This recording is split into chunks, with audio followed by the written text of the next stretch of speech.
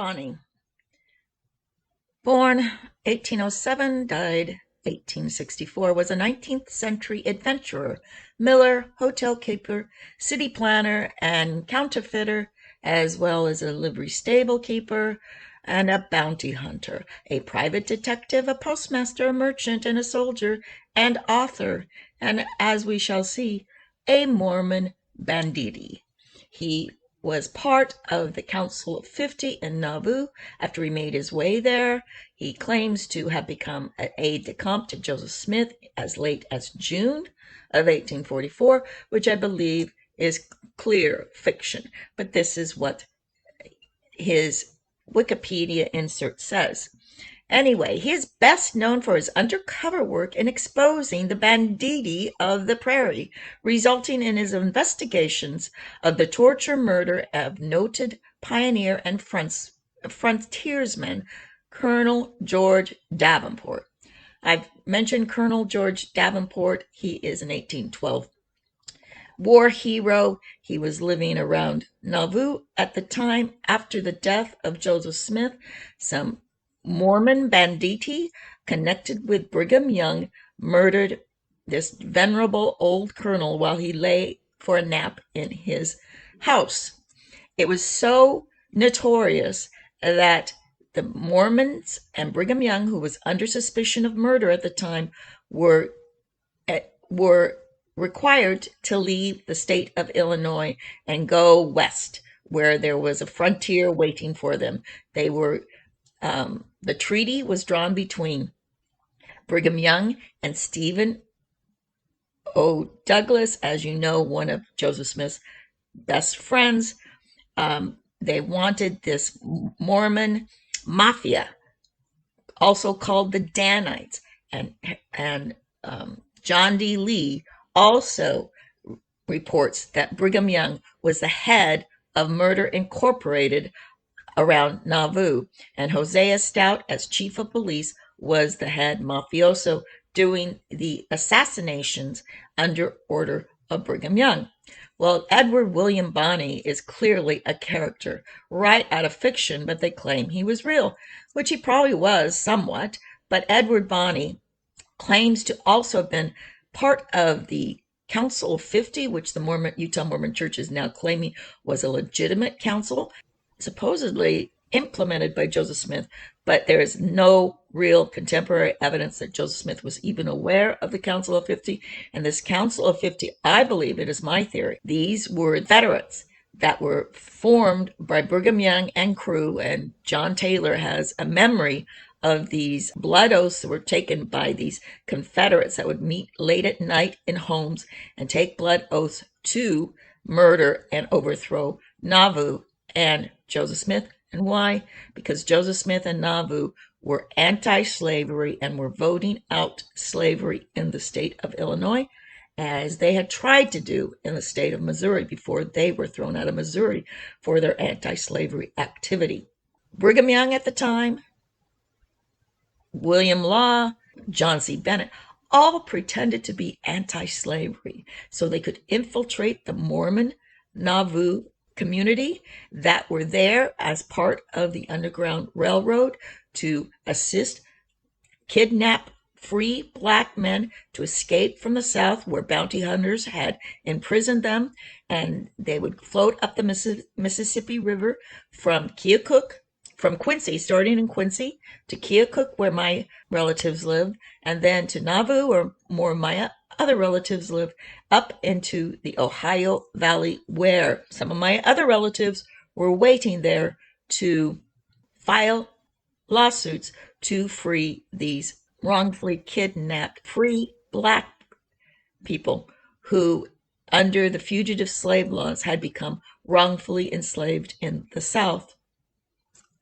Now, I also want to remind you, there were black bounty hunters and there were white bounty hunters. And these black would enslave the black people just as quickly that they would enslave white bondholders and bond servants. Bond servants, if you were in prison during this period of time, you would be sold into slavery to some wealthy gentleman who would buy you, and you would have to work for him until you were finally freed, whatever time was allotted you. But very cruel practices were engaged in from these criminals, white criminals and black criminals who were enslaved during this period of time, as instead of, as we now put them in prison, back then they would be sold into slavery if they committed a crime. Well, then, not knowing who, with communications being so primitive at the time, you could be kidnapped and put into slavery and forced to work your life on some hinterland plantation with nobody knowing where you were, your family not knowing, and you could be quickly kidnapped, like highwaymen on the highways would kidnap you and sell you into Southern slavery. Edward Bonny was married and went out to the frontier in Indiana in 1837 with the intent of creating Bonnyville on an 80-acre plot of land. It did not succeed, and so he was arrested for counterfeiting in 1842. That's just right around Joseph Smith's Nauvoo area. Allegedly being counterfeiter, Bonny escaped from the custody while being transported under armed guard for trial in Indianapolis.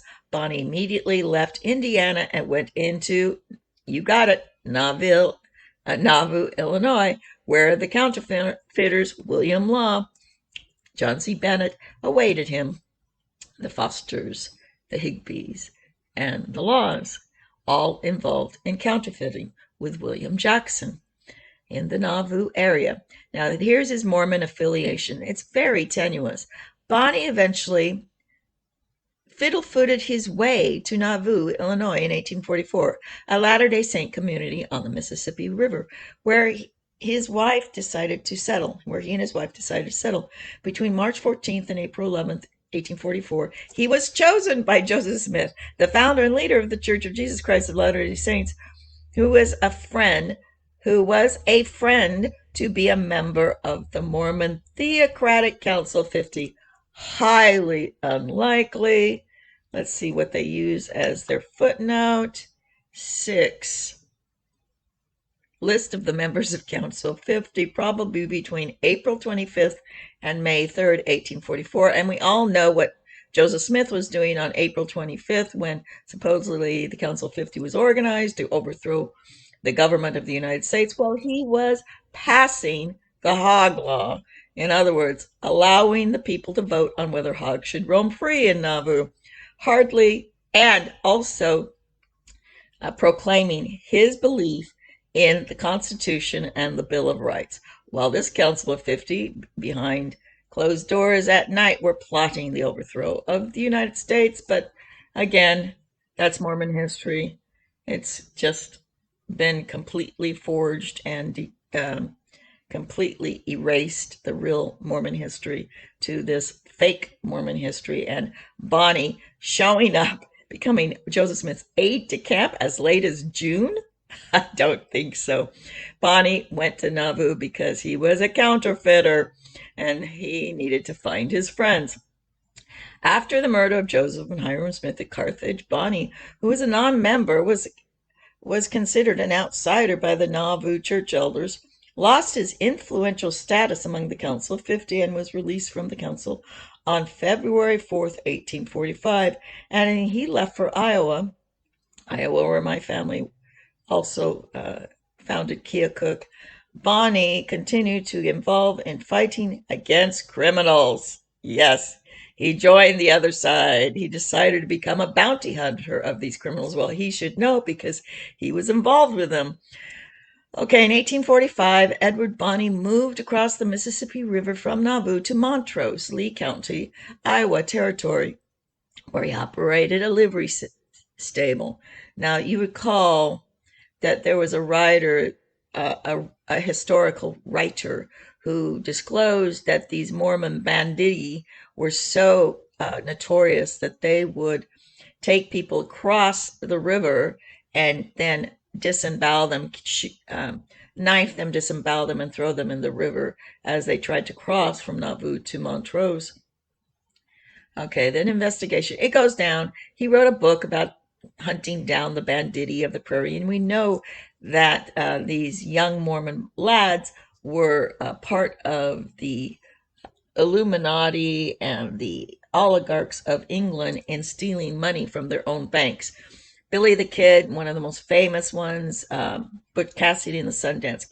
They were hired, just my theory now, by the banks themselves to rob the banks and then blame it on the bank robbers, and then the settlers on the prairie would lose their money because back then bank accounts were not insured. And so these bankers could steal the money, blame it on the bank robbers who they were funding. And why do I think they were funding? Because most of these bank robbers escaped. Butch Cassidy escaped into Mexico and became very influential. One of them, Billy the Kid's gang, became a senator in California. These were former bank robbers who became influential politicians. Of course, back then, again, communication is so primitive that these bank robbers could escape into other communities and become influential, especially if you're being funded by the oligarchs in England. So that's the interesting life of Edward Bonny, a former, well, Council of 50 member, did never join the church, supposedly didn't get baptized, but an aide de camp, they say, of Joseph Smith 1 month before he died, and then became part of the notorious Council of 50, released in February of 1845. And that's my prelude up into the Hodge Brothers, the notorious uh, Hodge brother murderers who were hunted down and executed in a very sorry chapter leading up to the Brigham Young Mormons being exiled from Nauvoo due to their criminal activity.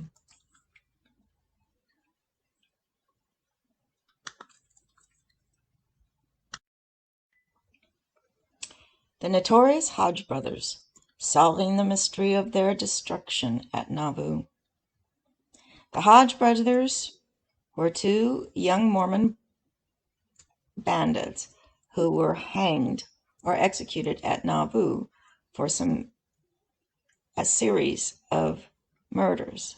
So this article in Just Store starts out, on the night of May 1845, a Mennonite minister was murdered, and his son-in-law was mortally wounded in a botched robbery at West Point, a small settlement in Lee County, Iowa Territory, roughly 30 miles from Nauvoo, Illinois.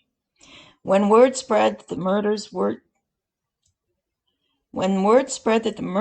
Mormons, angry Gentiles vowed to drive the Latter-day Saints out of Nauvoo if they did not immediately turn the murderers over to the officials. When the Mormons promptly released William and Stephen Hodges to the sheriff, James L. Estes, it was apparent that they were members of a family known for their criminal activities. On the 23rd of June, 1845, now that's 1 year after the death of Joseph Smith, and we're still in Nauvoo. On June 23rd, 1845, the day after William and Stephen were sentenced to be hanged, after their brother Irvine Hodge threatened to kill Brigham Young after he would not assist him in seeing that his brothers were released or freed from the Burlington, Iowa jail. Irvine was stabbed and beaten that night while walking through the cornfield. This was after Irvine, the brother of the Hodge brothers, who were locked up for murder, threatened Brigham Young and said that he would spill his secrets if Brigham Young did not assist him in getting his brothers released on murder in Iowa. Okay, so down here in the footnote it says, Mormon apostle John Taylor observed that the brothers had frequently been warned to forsake their evil practices, but this good counsel would not hearken to it. That's John Taylor in his journal of 1845 to September 1845, edited by Dean C. Jesse. Okay. Now, John D. Lee, in his autobiography, spends about 2 pages on the Hodge brothers and renders his opinion on who ordered the killing of the brother Irvine Hodge as he walked home after threatening Brigham Young. And it was his belief, John D. Lee, that Brigham Young ordered it, and Brigham Young hinted at it when John D. Lee asked about it. But also, John D. Lee states in his autobiography that the Nauvoo police were the secret personal assassins of Brigham Young, and that they were responsible for a series of murders up and down the Mississippi. The Hodge brothers were just stealing, I believe. Well, we'll go on and we'll find out exactly why the Hodge brothers killed the Mennonite minister and mortally wounded his son in a robbery at West Point. The brothers were members of a loosely knit criminal society which ranged along the Mississippi River in Wisconsin to Missouri, that stole horses, passed counterfeit money, and robbed homes and businesses. Now you realize that these were active Mormons in the Brigham Young Church in Nauvoo, even though they were known to be these robbers that went up and down the Mississippi River. On the local level, however, the dozen or so hardened Mormon criminals and similar number of Gentile thieves operated as a unit from Nauvoo. They were inseparably linked by oaths which bound them to rescue their associates from custody or to kill any member who divulged the secrets. This mafia-like code was enforced when Irvine was murdered after he threatened to reveal the gang's secrets, and William and Stephen accepted death by hanging rather than turn state's evidence, rather than spilling their guts. This article goes on to tries to piece together the evidence of who was responsible for Irvine Hodge's murder. Was it Brigham Young? Did he order it? Was it this gang of thieves, mafia-like thieves that were loosely connected to the Mormon Church? We'll find out. As Brigham Young and his captain of the Nauvoo police, Hosea Stout. Now, Hosea Stout is identified by John D. Lee as the head of this murder incorporated in Nauvoo under the auspices of Brigham Young. Of course, that's John D. Lee's testimony, and we know that John D. Lee was eventually hanged as the fall guy or shot in a firing squad as that fall guy for the Mountain Meadows Massacre. But John D. Lee was a lifelong loyalist to Brigham Young. He was an orphan boy that had been groomed by, yes, Governor Boggs in Galena, and then sent by Governor Boggs down to Brigham Young's Nauvoo to join in these murderous activities. Of course, John D. Lee doesn't quite say that. He said he was fighting for the kingdom of God, whatever that kingdom might be, and Brigham Young was the head of this kingdom of God. Okay, so the second item which requires examination is the apostle William Smith, the only living brother of Joseph Smith, who inexplicably gave an appearance of being in league with the Hodges. That's a new one. This article below will follow the stormy journey of the Curtis Hodge Sr. family in Mormonism, from the conversion baptism in late 1832 until they were forcibly driven from Missouri. They appeared to be a typical Mormon family. They loved and supported the prophet, like the majority of their fellows, suffered the persecution and privation and sacrifice and tragedy. Of course, we know what happened in Missouri. The Quorum of the 12 and the leadership of the Missouri Mormon Church all turned against Joseph Smith and led a rebellion in Missouri, which led to the deaths of many and ended up with all these Mormon leadership accusing Joseph Smith of being a traitor. And Joseph Smith and his brother Hiram were kept in, I believe, Liberty Jail for close to 6 months. Of course, Sidney Rigdon was also arrested, but quickly let go. So we know who was in league with the Missouri Bandits, or the Governor Boggs anti-Mormon crew, which included these pro-Mormon, supposedly outwardly Mormon leadership of the entire Missouri Mormon leadership that turned against Brigham Young. Turned against Joseph Smith. Back then, brother against brother, Mormon against Mormon, can't tell who's in league with the British and trying to kill everybody out west and were pro-slavery, and those who were anti-slavery and trying to create manifest destiny to the Pacific Ocean to protect the United States from its constant wars with Great Britain. Also, according to in 1844, Amos Hodge was designated to take a mission to Vermont. Emmeline Hodge, Campbell's husband, Darius, died of consumption at Nauvoo. Irvine and Stephen were suspected of robbing a man named Smith in Lee County, Iowa. Boy, oh boy, these are tyrannical times on the western front of the United States. Anyway, it goes through with all these belief that these Hodge brothers were engaged in the systematic robbery, horse rustling, and bankruptcy, not bank robbery. Okay, so here we've got Amos was president of the 13th Quorum of the 70, yet he could not enter Iowa because he had been indicted for robbery. Okay. Irvine Hodges, who is characterized by Apostle John Taylor as having poor character for unrighteousness, lived with his wife Luzette in Macclesville and 30 miles from Nauvoo. John Mueller family, a Mennonite family who had immigrated from Germany, was targeted for robbery after rumors reached the criminal element that the Millers had $1,000 in cash. 25-year-old William Hodge, 23-year-old Stephen Hodge, and Thomas Brown, who was about 21 years old, and 36-year-old Artemus Johnson believed that the Mennonites would be easy marks.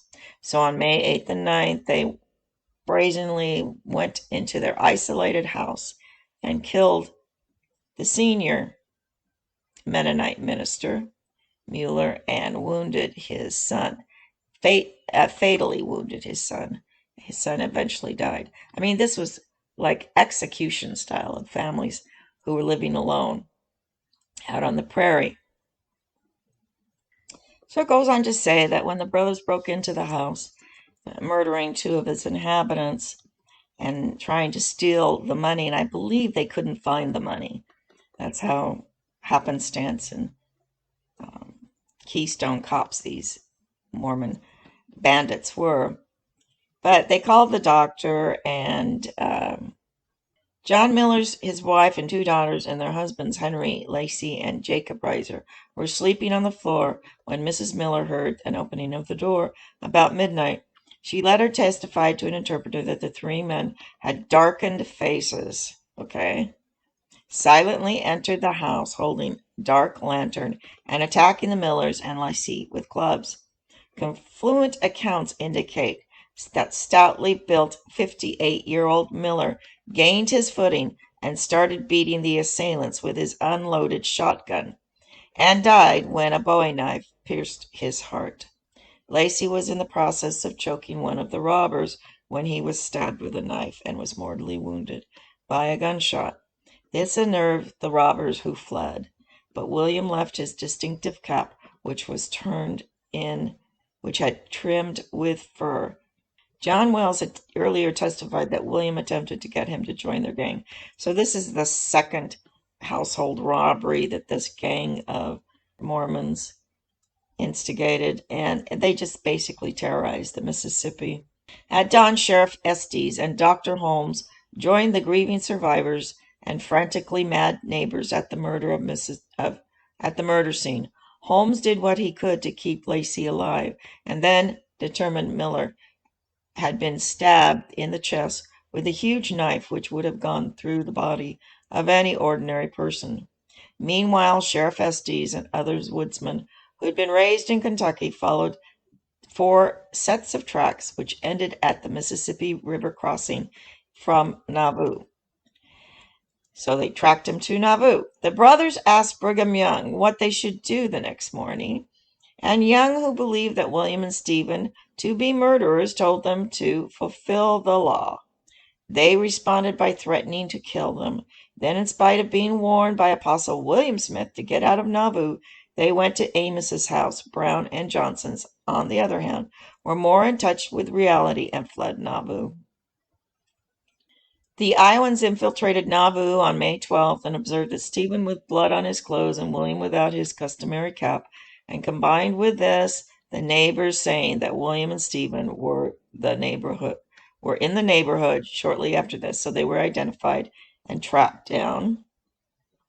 There was a preliminary hearing, and the lawyer of Almon Babbitt, when a large contingent of angry Iowa officials and citizens arrived, and wrangling between the lawyers, the Mormons willingly released the brothers to Sheriff Estes, who told them that they could be held at the Carthage jail.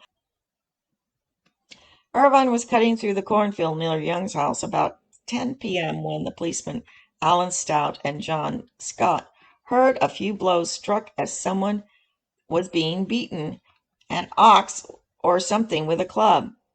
And then they heard shrieks. And they discovered Irvine Hodge, the brother of the Hodge brothers who were being tried for murder, dying from stab wounds. He managed to climb over Young's fence and collapsed near his door. When Scott asked who stabbed them, Irvine said that they were men whom he took to be friends from the river. When Scott asked their names, Irvine's strength failed him. He did not answer. Of course, that's very convenient. After Scott raised the alarm, a crowd gathered around him, and the Gentile by the name of Clapt asked Irvine who stabbed him. His dying response is he could not tell. William Smith arrived with others shortly after Irvine's died. At the inquest the next morning determined Irvine came to his death by violence, but the persons were unknown to the jury. Witnesses stated that Irvine had cuts and bruises on his head caused by clubs and 4 cuts of the left side, measuring 1 inch and a quarter across, to have been inflicted with a bowie knife. I guess that's the left side of his torso. Hosea Stout, that's Nauvoo chief of police under Brigham Young, found the knife used to murder Irvine in the cornfield. Now, of course, later on we're going to hear that John D. Lee opines that it was Hosea Stout, the police chief, and the rest of the police force in Nauvoo that murdered Irvine on the instructions or command of Brigham Young, because he feared that Irvine would spill the tea about all of them being in league, involved in these murders and robberies up and down the Mississippi. And eventually the Mormons were required to leave Nauvoo because of the series of murders and robberies, and not for any religious reason. It was that they were wreaking murderous havoc in Illinois and in Iowa, and they were required to leave, commanded to leave, or they were all going to be arrested. And Brigham Young had recently been arrested or under suspicion of murder, and so they negotiated with Brigham Young that if he left with his bandits, that they would not prosecute him, and he could leave and take whoever he wanted with them, because they wanted to get rid of this violent faction of Mormons. Then this goes on. Then in an act that defies logic, and probably because it defies history, William Smith beat up policeman Elbridge Tough when he would not release Amos from custody, and then secured his release by giving bail.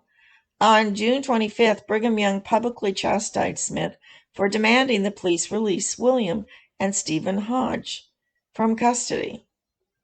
I guess that does implicate William Smith. I guess William Smith is what you call not the good brothers of the Smith clan. On June 28th, word reached John Taylor that Jonathan Hull was in Nauvoo making use of language wherein he wanted to implicate Elder Young in the murder of the Hodges, on the murder of Irvine Hodge. Taylor labeled Hall a blackleg and compared him with Dr. Beathar, William of Montrose, Iowa, who had said the same thing of Brother Young, and we know him to be a blackleg. Okay, so it's not only John D. Lee who accused Brigham Young of the Hodge murder, Irvine Hodge murder, but it was this man, Jonathan C. Hall, who had come into Nauvoo and implicated Brigham Young in the murder.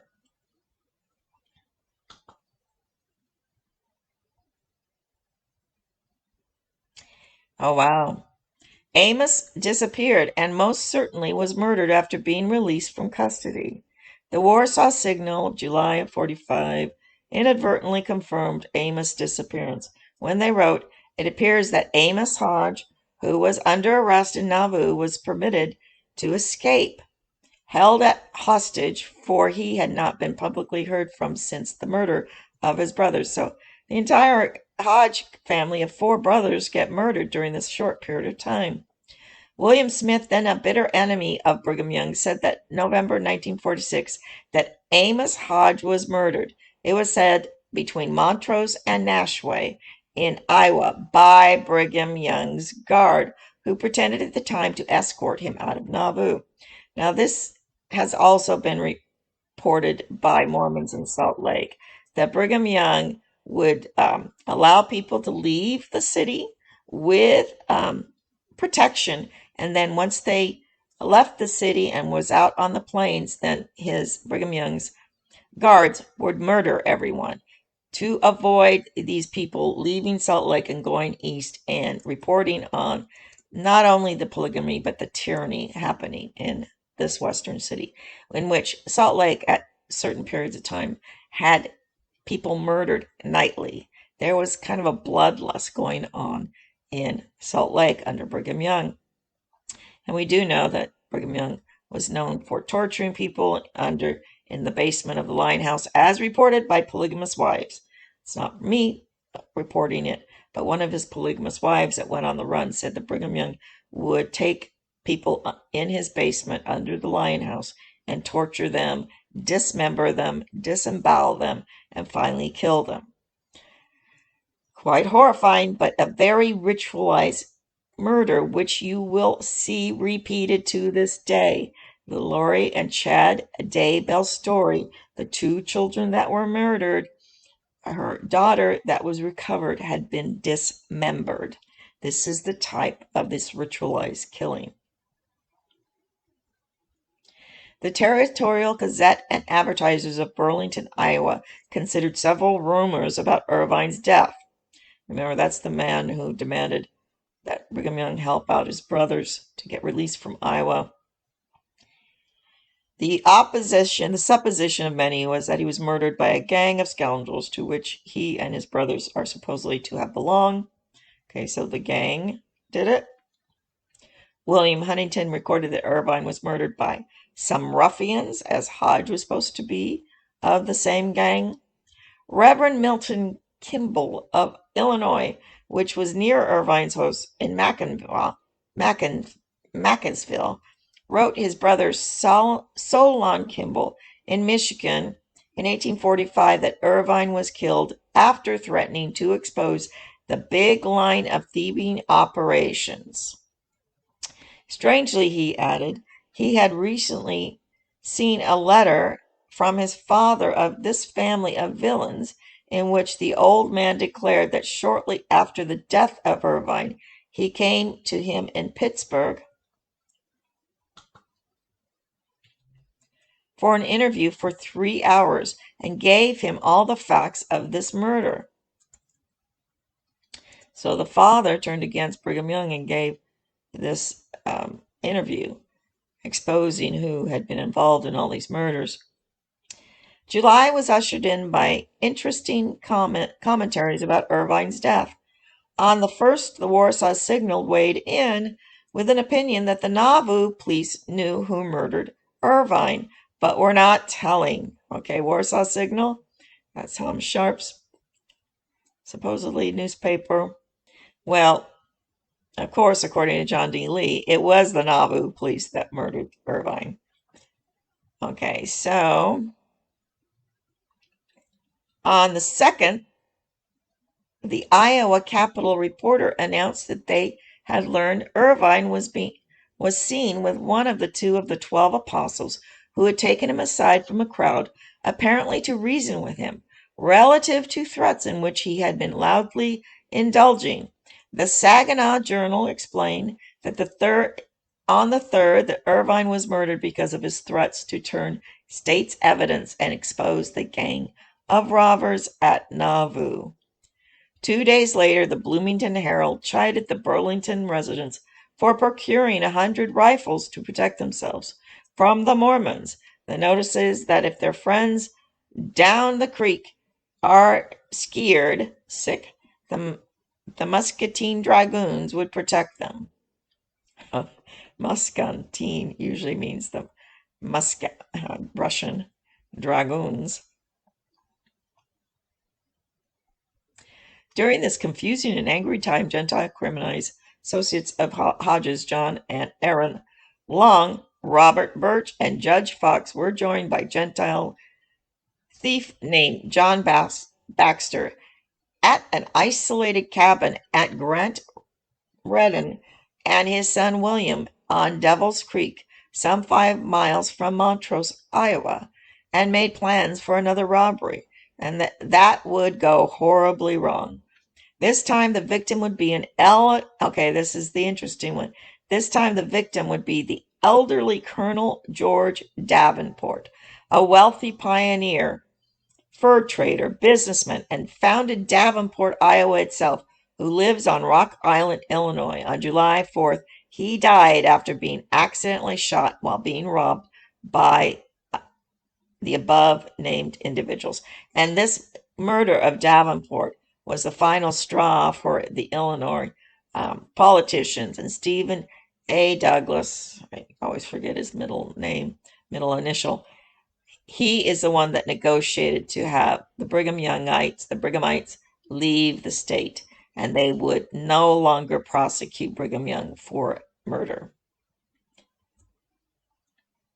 As the hanging of William and Stephen was the most important social event at Burlington in its first 100 years of existence, people of all walks of life came out to look for it. You see, they didn't have many hangings, but when they did, it became a county event or even a statewide event, because rarely because they would, during this period of time, a lot of times people would be convicted to be executed, but then they'd be pardoned or just put in jail. Or these border ruffians and these robbers and horse thieves and bank robbers didn't really have to worry that much about getting caught unless they did murder somebody.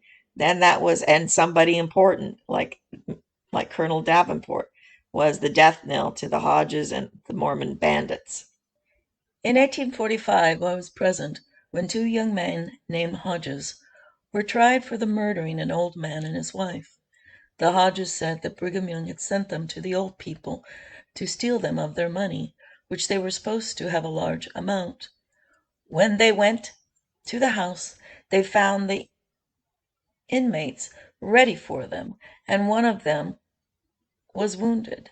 Thinking that they would be detected, they killed the old. One of the party became alarmed and reported on the 2 Hodges. Their older brother, Irwin Hodges, said that Brigham Young had gotten his brothers into the scrape, and he must get them out of it. If he did not do so, his Brigham blood would be atoned for it. That evening, as Irwin was returning home, a little after dark, he was met by 2 Danites who had been watching for him to come along. After some little conversation, as Irwin was turning, he was struck on the head with a club, and then stabbed 4 times over the heart. The Danites left, supposing him to be dead. He was, however, only stunned, and after bleeding, he revived himself. He crawled about 150 yards and fell near Brigham Young's gate. He called out for water and for Brigham to lay his hands upon him. Some people asked him who had done the deed. He replied that they were his friends, and expired without finishing the sentence. A neighbor came running to my house, that's John D. Lee's house, knowing that Brigham was there, and often came there to keep away from the suspicious persons. I started home with Brigham, and while I was on the way, I remarked that it was a shocking affair. He replied that it was not worse for the Hodges to be killed than it would have been for Brigham to have had his blood shed. This answer, I recalled, was a threat that Irwin had made during the day of the trial of his brothers.